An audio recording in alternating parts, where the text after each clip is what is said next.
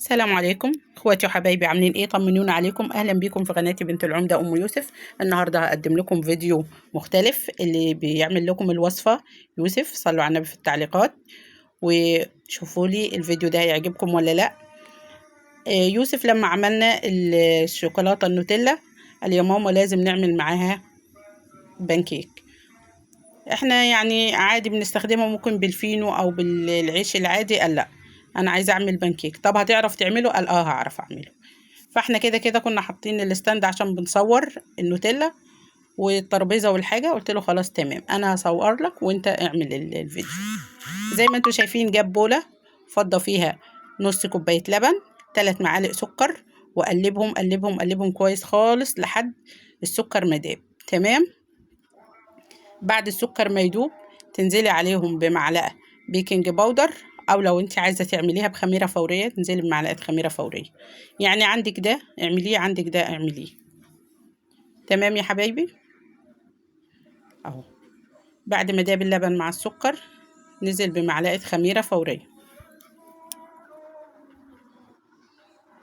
نزل معلقه كيك شيف لان ملقاش بيكنج باودر. تمام. وبعدين هتقلبيهم وتفضي عليهم كوبايه دقيق او كوبايه ونص على حسب، وكيس فانيليا. تمام يا حبايبي. واخفقيهم كويس مع بعض وتعجنيهم. عندك عجان ماشي، عندك هتعمليهم في الخلاط ماشي، هتعمليهم بايدك ماشي، المهم تعجنيهم كويس وما يبقاش السكر فيه فتافيت ولا كتل، والعجينه برضو ما يبقاش فيها كلاكيع.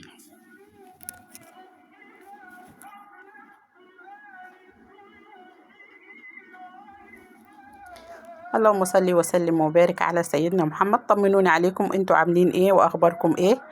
قدمتوا لاولادكم على المدارس ولا لسه؟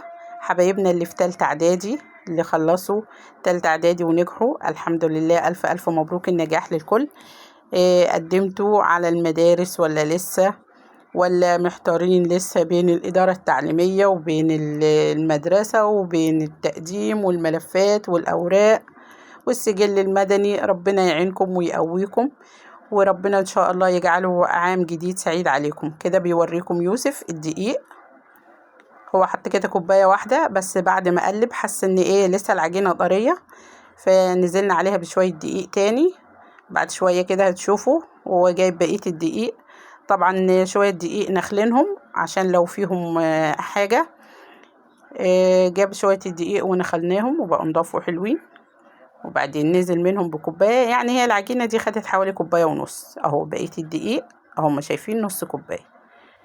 نزل بيهم وقلبهم كويس. بعد كده سيبيهم حوالي مثلا 7 دقايق او 10 دقايق كده يتفاعلوا مع بعض. وانت تحط الطاسة على النار، طاسة تكون ما بتلزقش، طاسة ضد اللزق غير لاصقة بمعنى أصح. وتدهنيها دهنة بالفرشة كده، دهنة زيت. كمان في ناس ما بتدهنش حاجة خالص على الطاسة وهي سخنة كده، وتنزلي كبشة عجين وتشوفيها تبقى شكلها ايه. تمام كده. بعد ما حطيت دقيق لقاها بقت تقيلة اكتر، زود شوية لبن تاني. المهم يا حبايبي ما تنسوش تعليق حلو للفيديو. اهو شوف العجينة بقت سائلة ازاي، بقت جميلة ازاي، هي كده قوامها حلو قوي.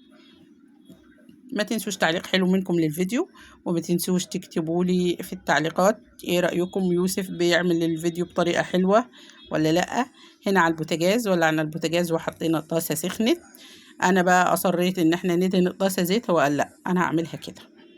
انا يا ماما عاملها قبل كده وطلعت حلوه، قلت خلاص نجرب. برضو مسكت له التليفون وصورت له.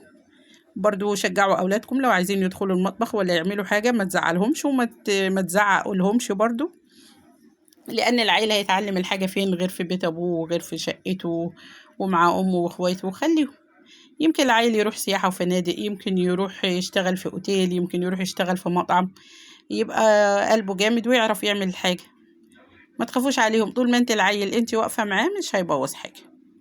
تمام. اهو شايفين العجينه عامله زي عجينه القطايف، جميله ازاي، الله اكبر. ايه يلا اقلب يا يوسف ورينا الناحيه التانية. ما شاء الله شايفين. بس وعملنا البانكيك وخلصناهم. هو التصوير باينين مثلا ان هم 5 دقايق ولا 7 دقايق، لكن لو اقول لكم قعدنا فيهم اكتر من نص ساعة، والجو حر موت في المطبخ، فاتحين الشباك ومشغلين شفاط، وبرضو الحر حر حتى لو ايه اهو زي ما انتم شايفين كده اهو. اللهم صل وسلم وبارك على سيدنا محمد. يا جماعة ما تنسوش تعليق حلو للفيديو، بالله عليكم اكتبوا تعليق حلو وانا ارد عليكم، ولو في اي ملاحظة او في اي حاجة ما عجبتكمش في الفيديو قولولي، عايزة احس في تواصل بيني وبينكم، في تواصل، ولو حاجة مش عاجباكم قولولي عليها. تمام. ادي البانكيك يا حبايبي، نص كوباية لبن، 3 معالق سكر، معلقة معلقة بيكنج باودر او خميرة فورية، وتقلبيهم كويس، وشوية لبن. بص بقى بيجيب لكم النوتيلا بيفاجئكم بيها ازاي. اهي. ماشي يا يوسف.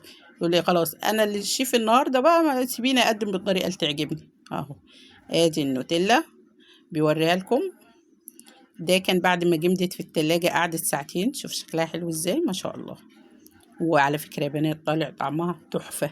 شوف انا بقول له وريهم شكلها ايه، وريهم شكلها ايه عشان ايه تعجبهم ويكتبوا لك في التعليقات. والله العظيم يا بنات طلع طعمها تحفة، اللهم صل على النبي.